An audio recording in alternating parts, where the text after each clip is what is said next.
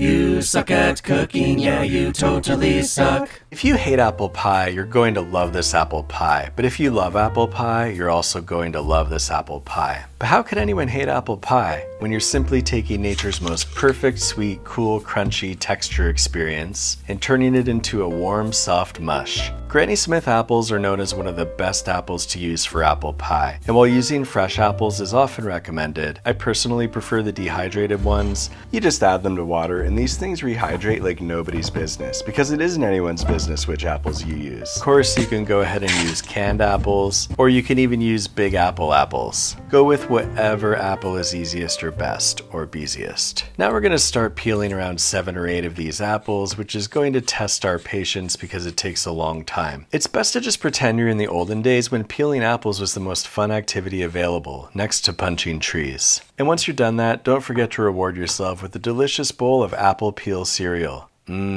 Just like Caroline Ingalls used to make. Now we're going to cut out the cores, which is super annoying and will really test your patience even further. When you're cutting out the cores, don't cut towards your thumb like I am as a professional. Cut away from your digits like a noob so that you'll be able to keep them longer. Keep in mind that apple seeds contain a little bit of cyanide, but you don't have to worry about that because there's not enough to harm you. But you do have to worry about Jimmy. Jimmy will f you up.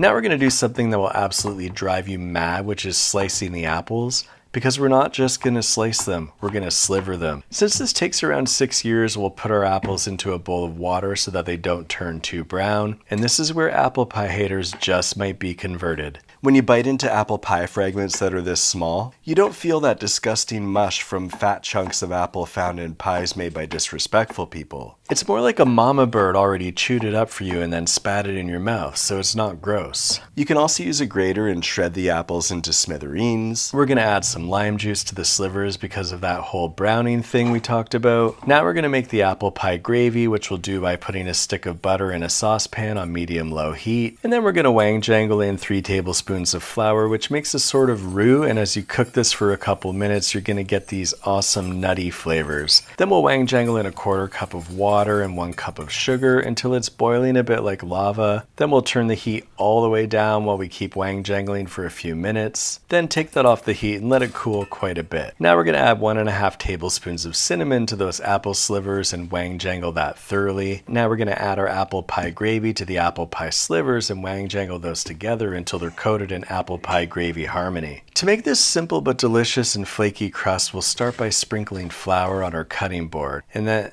oh no, I accidentally deleted the footage of me making this amazing crust. Alright, check the description where I explain exactly how to make it, but don't worry, it's not too difficult. So I'm putting this crust in a 9-inch apple pie pan. Then you kind of just go, look how fancy my crust is, or something like that. I'm not sure exactly. Then I'm going to put that apple pie filling inside of the apple pie crust. It seems like a lot of filling, and it may or may not be too much. I don't know, because I've never made one of these things before, but that looks good to me. And now we're going to make our crumble topping, which we'll do by adding 1 cup of oats, 1 cup of flour, a 1/2 cup of packed brown sugar, and a stick of butter to a bowl. Then we're just going to work it until it becomes crumbly. There's no secret to this as far as I know, except going through the several stages of, am I doing this right? Because it doesn't feel like it's getting crumbly, and then suddenly it gets crumbly, and then everything's okay. I guess the secret is persisting for a whole minute or so. Now we're going to start to crumble that crumble on top of the pie to create a roof. The reason we use a crumble topping is to further help disguise that apple texture.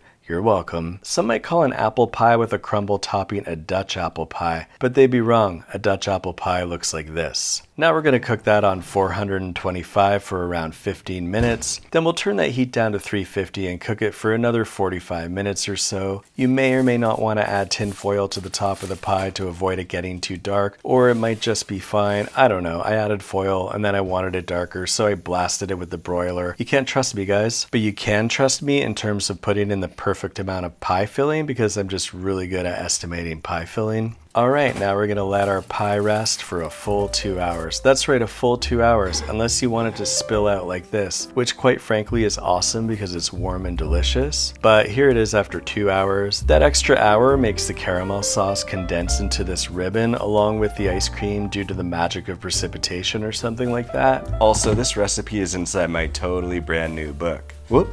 That's Weird. So now it's time to enjoy your apple pie, which is the official pie of flat earthers because you took something that was clearly shaped like a globe and turned it into something much flatter. And even with this recipe, some people will wish you just left that round thing the way it was.